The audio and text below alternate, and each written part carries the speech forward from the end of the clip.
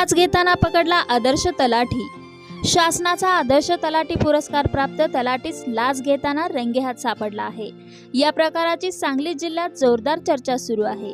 लाचखोरी करणाऱ्याला आदर्श पुरस्कार कसा देण्यात आला असं लोकांना प्रश्न पडला आहे। कडेगाव येथे या तलाठ्याला रंगेहात पकडण्यात आले आहे। 10,000 रुपयांची लाच घेताना त्याला पकडण्यात आले असून वैभव तारळेकर असे त्याचे नाव आहे। कडेगाव तालुक्यातील तडसर येथे तो कार्यरत होता।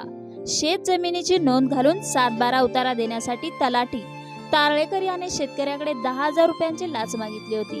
ही लाच घेताना तारळेकर याच्या घराजवळच लाचलुचपत प्रतिबंधक विभागाने त्याला रंगेहात पकडले आहे। शासनाने वैभव तारळेकर यास 2024 मध्येच आदर्श तलाठी पुरस्काराने सन्मानित केले आहे। याचबरोबर ते कडेगाव तालुका तलाठी संघटनेच्या अध्यक्षपदाची धुराई सांभाळत आहेत।